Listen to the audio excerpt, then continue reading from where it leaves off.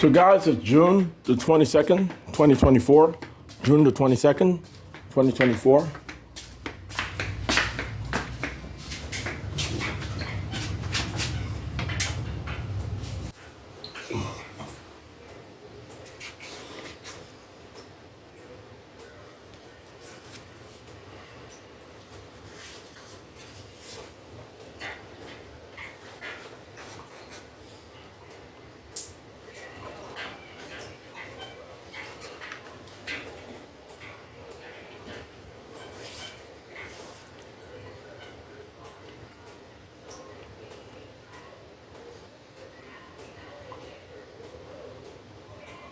Okay, so that's my Bluetooth, okay guys? That's not a hearing aid or anything, that's just a Bluetooth. I don't want you guys thinking anything crazy at all.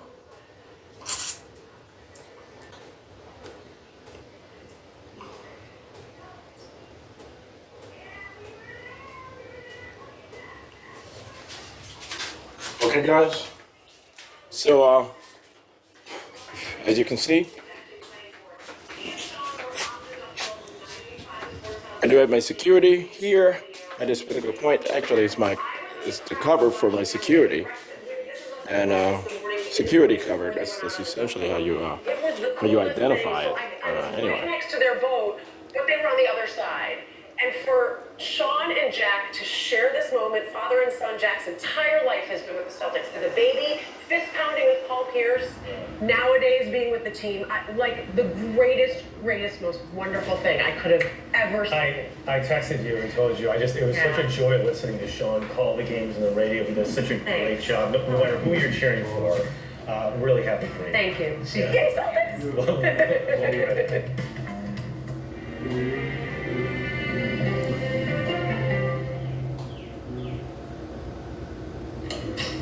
Okay, so guys, as you can see, that was about the Boston Celtics having I guess the championship parade. They won the championship this year, 2024, the NBA Finals. But what else? What do I have to say? I do have security cover here. Here specifically in Central Florida, in Orlando, Florida. And it's in preparation for me to move to Coral Gables, South Florida specifically, and everything is being reaffirmed in South Florida. So I'm gonna have to wait out here after having purchased this particular house for my mom. Actually, the agency actually purchased it for her, and I'm just gonna wait out here, do my work. Allow some of the folks to work on the renovation of the house. Not minimal renovation, but enough to allow my mother to comfortably move into the house, and then allow my her other children to be able to work on the house, or other sons. All right, my earthly mom, my earthly mother. But anyway, I'm gonna author and publish another work paper, and it's going to be on Article 16 of the Universal Declaration. So it's going to be legal and political tenets of Article 16 of the Universal Declaration of Human Rights. So essentially, once again, legal and political tenets on Article 16 of the Universal Declaration of Human Rights. I guess on or off actually makes sense in both ways. But I want you guys to know, when I use the term both ways, I'm not implying any sort of bisexuality or anything obscure. Okay, when I speak these terms, I want you guys to understand that I'm speaking directly to you guys. And we have a lot of work to do. Well, the Central Intelligence Agency and INTERPOL has a lot of work to do, and I don't need any sort of feedback. Am I talking in codes? Am I revealing this? No, what are you talking about? But anyway. I want you guys to take a look at the work papers, each and every one of the work papers. Take them seriously.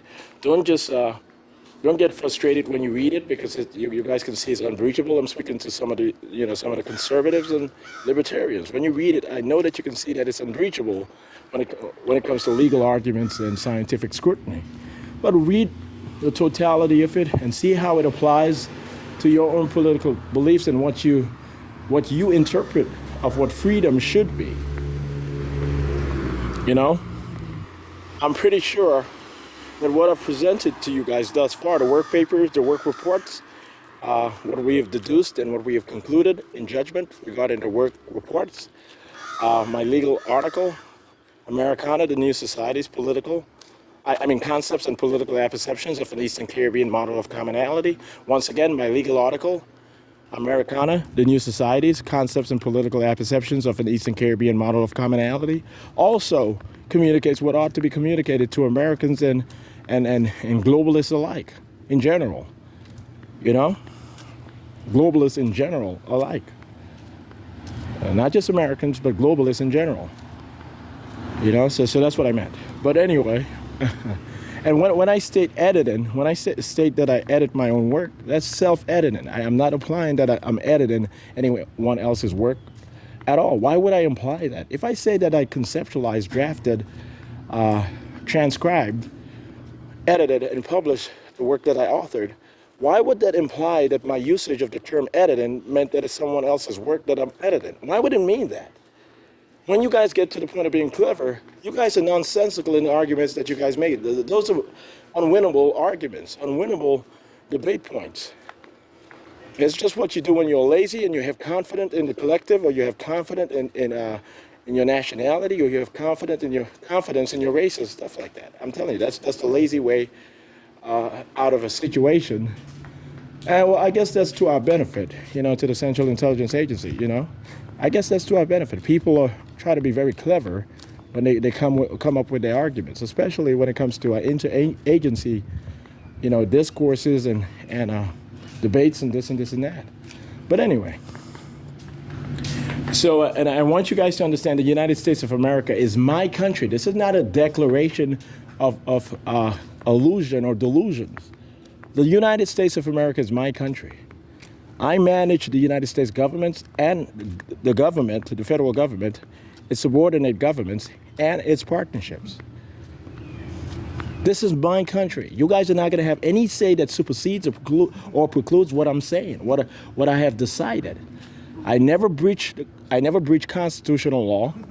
In all honesty, I never breach constitutional law, and I never breach what is statutory, what is statute-based, what is passed by Congress, and what is applicable per state legislatures and so forth. It's my job to be able to conceptualize, draft, transcribe, edit, meaning author, and publish or communicate my policies for the Central Intelligence Agency and its management of the United States government under my management. It's my job to do so.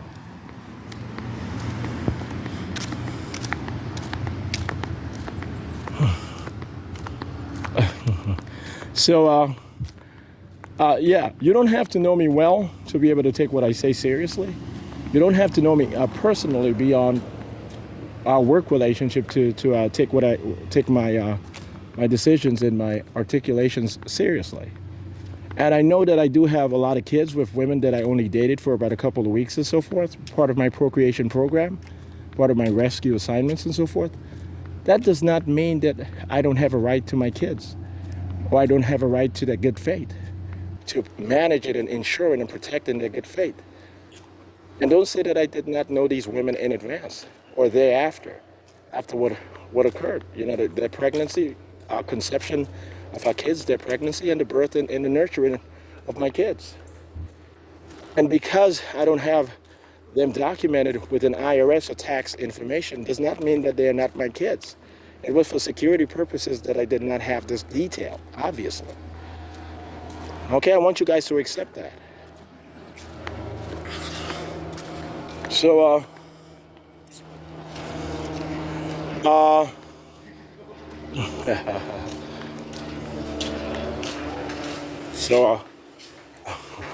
they said, how can an old man be a security cover, especially if he's silly enough to walk around with a cane acting as if he's crippled or something? And speaking of the old white guy in there, Timothy, that's part of the security cover for the most part. That actually makes sense if you think about it. But I do have, security all over the place, so I'm not too worried. All right, we are successfully integrating this particular part of Central Florida. We have brought a lot of the Haitian Americans from the Haitian immigrants from Miami here to Central Florida, and new Haitian immigrants, directly from Haiti, and some of the women that I do have kids with, or I'm going to have kids with over the next year or two. They're going to move back to Miami and so forth. Miami is going to be shockingly diverse when it comes to race. Central Florida also, but when it comes to the integration program that we do have here in this particular part of Central Florida, we are working on diversifying the African American community and the perception, the literal perception of what it means to be African American, moving forward. Naturally, it's based on being of black ancestry, black African ancestry, but now it's going to mean being of some sort of a spectrum, a racial spectrum within that particular race. Nationality spectrum, cultural spectrum, political opinion spectrum, conservative, liberal, without ever saying yes to extremism. All right, it's a special project of the Central Intelligence Agency and INTERPOL.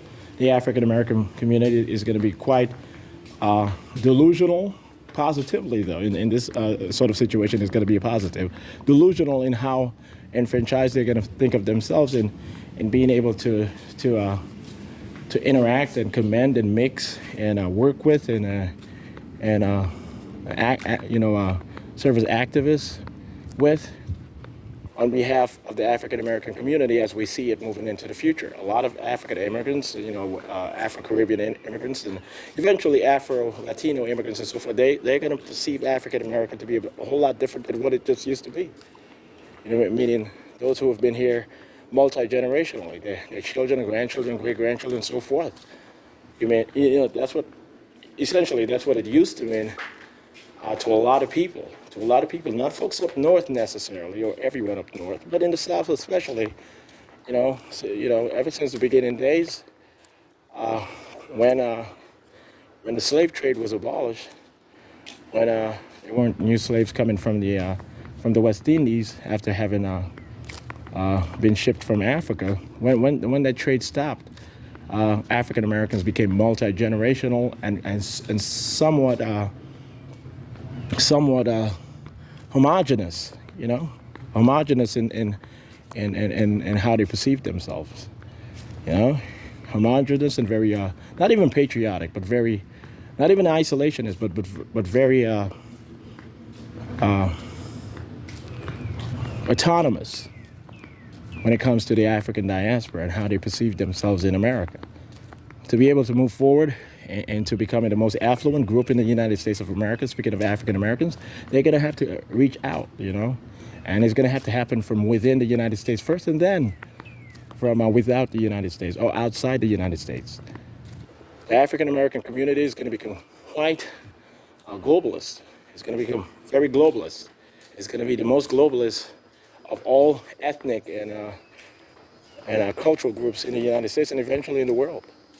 Politically, economically, culturally, socially speaking. We have a lot of work we have to get done. And I'm always serious about what I'm communicating to you guys, what I consistently communicate, certainly. So yeah.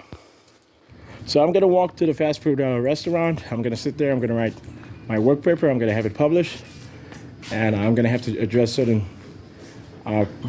I'm still prosecutorial agent with the United Nations and the Central Intelligence Agency and INTERPOL for the most part, somewhat. INTERPOL, it's a bit more contractual, but yeah, so I do have to address certain audit issues that has to do with addressing legal matters, certainly not detrimental to me personally, but, in communicating our policies on certain things. We're not going to allow any sort of infringement or breach of the financial development or clarity of the African American population. We're not going to allow the federal government to be criminally negligent at all, or even socially negligent, moving forward when it comes to the African American community, especially. So those are some of the legal matters that I do have to address. eventually I'll be able to call myself lead counsel of this and this and this and that. And I am going to serve as the first executive of the EAA. You know, I'm going to be the executive and lead counsel of the EAA when it's established in 2026, 2027. I'm pretty sure of it. I'm pretty sure that's what my contract details it as. So when I speak of the EAA, I'm speaking of the Economic Area of the Americas. That's what we have planned right now. And certainly that's the plan. That's not just what we have planned right now. That's the plan. The step toward Union of the Americas, the step toward us communicating that we are okay and ready for world government, and so on and so forth. All right?